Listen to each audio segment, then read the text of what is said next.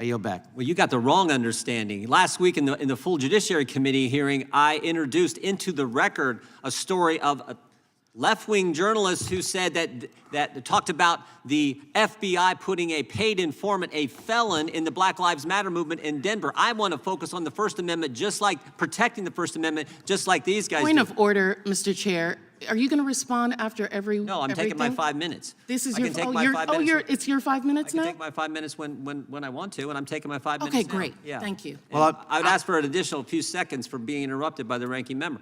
But the truth is, we want to focus on protecting the First Amendment. Mr. Schellenberger, are you a Republican?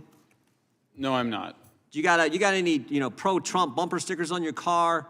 I voted for Biden. Voted for Biden. You don't have any MAGA hats laying around your house, right? I do not. Yeah, but you said earlier, both you and Mr. Taibbi said this is the most chilling thing you have ever seen as journalists.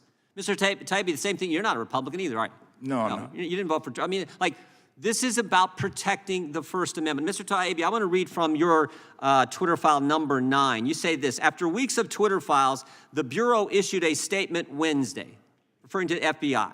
Here's what the FBI said: it is unfortunate that conspiracy theorists and others are feeding the American public misinformation with the sole purpose of attempting to discredit the agency.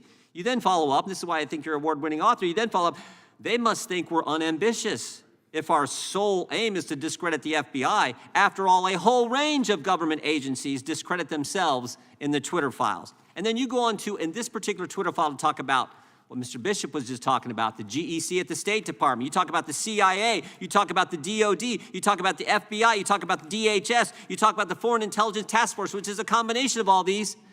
But there was one agency you didn't mention, because you didn't know at the time. One agency, you had almost the whole alphabet, but you didn't mention one agency, the FTC. Because you know about them now. Yes, we do. You know about them now in an up-close and personal way. You didn't know then, but you do know now. December 2nd, as I said earlier, December 2nd, the first Twitter file comes out, Mr. Taibbi. And I think there are 5 others, including the ones from Mr. Schellenberger. December 13th, the very first letter that the FTC sends to Twitter after the Twitter files, 11 days after the first Twitter file. There have been 5 of them come out. The FTC's first demand in that first letter after the Twitter files come out is identify all journalists, I'm quoting, identify all journalists and other members of the media to whom Twitter worked with. You find that scary, Mr. Taibbi, that you got a federal government agency asking a private company, who in the press are you talking with?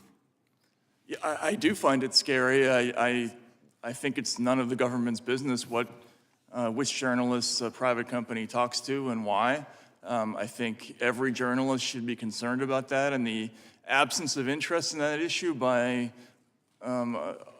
my fellow colleagues in the mainstream media is an indication of how low the business has sunk.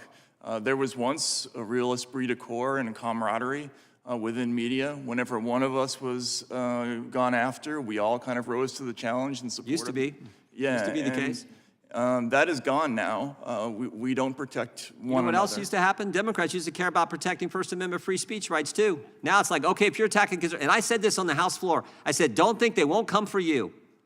Oh, the big tech, big media, cancel culture, they may come for Republicans and conservatives now, but the mob is never satisfied. They will keep coming.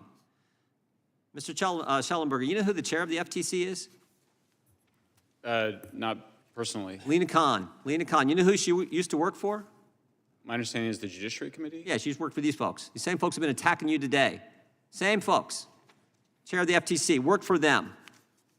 Here's what they said. Here's what she said in a letter where they ask about who these journalists, again, they named 4 journalists by name. You were 2 of the 4. As I said before, I think it's frankly courageous and brave of you to show up today when you know the federal government's got an eye on you personally. Here's what they asked for in that letter. Any credentialing or background check Twitter has done on journalists.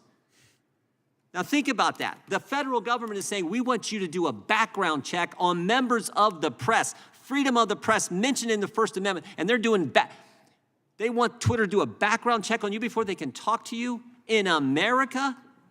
The FTC, led by Lena Khan, who used to work for these guys, is asking that question?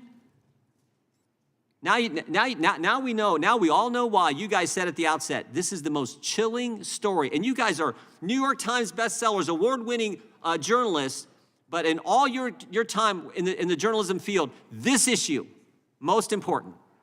And how this, I think, what'd you call it, Mr. Schellenberg, this complex, what'd you call it, the Censorship industrial complex. totally, this web of censorship, big government, big tech, NGOs, all this web of censorship that Mr. Bishop was getting into in his line of questioning.